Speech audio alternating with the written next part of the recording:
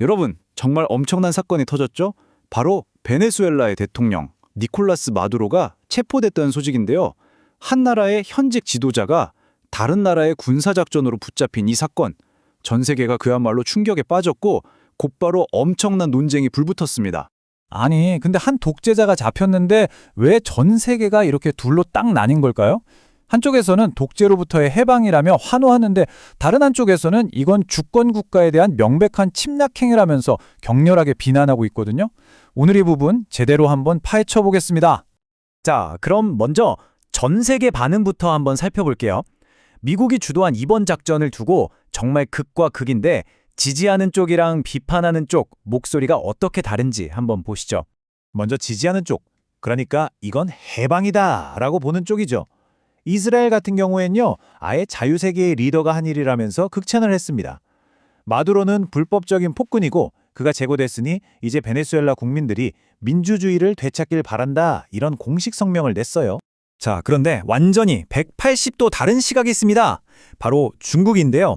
이번 공격은 국제법을 심각하게 위반했고 베네수엘라의 주권을 침해한 행위라며 강력하게 규탄하고 나선 거죠.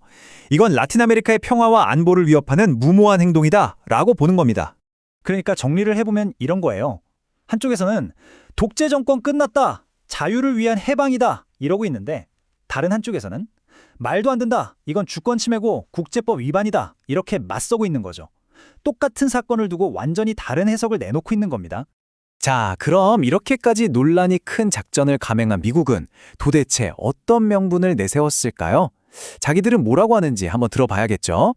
미국이 내세운 이유는 크게 보면 국가안보 문제였어요. 마두로 정권이 불법 마약 거래나 폭력적인 카르텔을 뒤에서 봐주고 있다. 심지어 조직 범죄랑도 깊이 엮여 있다. 뭐 이런 거죠. 여기에다가 국제 제재도 어겼고 애초에 불법적인 독재 정권이니까 끝내야 한다. 이런 명분을 딱 내세운 겁니다. 그런데요, 이 사건을 제대로 보려면 이런 국제적인 힘겨루기에서 한 발짝 물러나서 베네수엘라 안을 들여다봐야 합니다. 진짜 위기의 뿌리는 사실 그 안에 있었거든요. 이 숫자 4.7%. 이게 지금 베네수엘라의 현실을 그냥 한마디로 보여주는 숫자입니다. 이게 무슨 뜻이냐면요, UN 보고서에 나온 건데 한 달 최저임금을 받아서 그걸로 살 수 있는 기본 식료품이 전체 필요한 양의 4.7%밖에 안 된다는 거예요. 와, 진짜 한 달 내내 뼈 빠지게 일해도 밥은 한 3, 4일치밖에 못 산다는 얘기잖아요? 정말 충격적이죠? UN 보고서를 보면 정말 상황이 심각합니다. 370만 명이 밥을 굶고 있고요. 약이 없어서 불과 넉 달 사이에 1,500명이 넘는 사람이 목숨을 잃었어요. 근데 정부에 항의라도 하면 그냥 무자비하게 진압해버리는 거죠. 2014년 이후에만 15,000명이 넘는 사람들이 정치적인 이유로 감옥에 갇히고 고문까지 당했다는 겁니다. 아니, 도대체 한때 세계에서 손꼽히는 석유 부국이었던 나라가 어떻게 이렇게까지 망가졌을까요? 그 열쇠를 쥔 단어가 바로 볼리부르게시아입니다. 이 새로운 권력 엘리트 계층, 이들의 정체를 알아봐야 합니다. 볼리부르게시아. 좀 생소한 단어죠? 이게 뭐냐면 차베스 정권 때부터 생겨난 신흥 부자 계급인데요. 중요한 건 이 사람들이 뭐 사업을 잘해서 돈을 번 게 아니라는 겁니다. 고위 공무원이나 사업가들이 권력이랑 딱 붙어서 그 힘을 이용해서 어마어마한 부를 챙긴 세력을 말하는 거예요. 이 사람들이 국부를 빼돌린 수법이 정말 기가 막힙니다. 자, 보세요. 첫째, 정부한테서 공식 환율로 달러를 싸게 받아요. 물건 수입해오라고 주는 돈이죠. 둘째, 서류상으로만 존재하는 유령 회사를 만들어서 가짜로 수입 계약을 맺습니다. 그리고 마지막, 제일 중요한데요. 이 싸게 받은 달러를 암시장에다가 몇십 배 비싼 값으로 그냥 팔아버리는 거예요. 와, 앉아서 그냥 돈을 버는 거죠. 이런 식으로 나라 돈이 전부 이 사람들 주머니로 들어간 겁니다. 이 부패의 규모가 정말 상상이 안 될 정도입니다.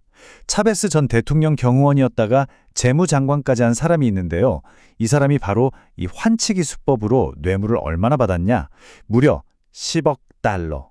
우리 돈으로 약 1조 3천억 원입니다. 결국 이 혐의로 미국에서 징역형을 받았죠. 이런 말도 안 되는 부패가 어떻게 가능했냐? 바로 족벌 체제 때문입니다. 권력을 그냥 대물림한 거예요. 예를 들어 차베스의 고향인 바리나스주, 여기 주지사 자리를요, 자기 아버지, 형 동생이 돌아가면서 무려 20년 동안 해먹었습니다. 이건 뭐 거의 봉건 왕조 수준이죠.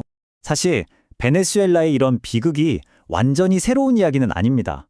어떻게 보면 라틴 아메리카의 길고 고통스러운 역사를 그대로 다시 보여주는 것 같기도 해요. 위대한 소설가죠. 가브리엘 가르시아 마르케스가 1982년에 노벨상 연설에서 이런 말을 했습니다. 라틴 아메리카의 고독에 대해서요. 우리 현실을 남의 방식으로 해석하면 우리는 점점 더 이해받지 못하고 덜 자유로워지고 고독해질 뿐이다. 결국 자기 문제를 자기 힘으로 풀지 못하는 데서 비극이 계속 반복된다는 걸 꿰뚫어 본 거죠. 바로 그겁니다. 베네수엘라의 위기는 라틴 아메리카 역사에서 계속 나타났던 그 족장, 영어로는 페이트리아크라고 하죠. 이 권위적인 독재자 이야기의 가장 최신 버전이라고 볼 수 있어요. 개인한테만 충성하는 군대를 등에 업고 권력을 잡는 카우디오라는 전통이 결국 이런 구조적인 부패를 낳은 겁니다. 자, 그래서 결국 우리가 던져야 할 질문은 이겁니다. 베네수엘라의 족장은 쓰러졌습니다. 하지만 과연 족장의 가을은 이걸로 정말 끝난 걸까요? 한 명의 족제자가 사라졌다고 해서 이 지긋지긋하고 파괴적인 역사의 굴레에서 과연 벗어날 수 있을까요? 생각해 볼 문제입니다.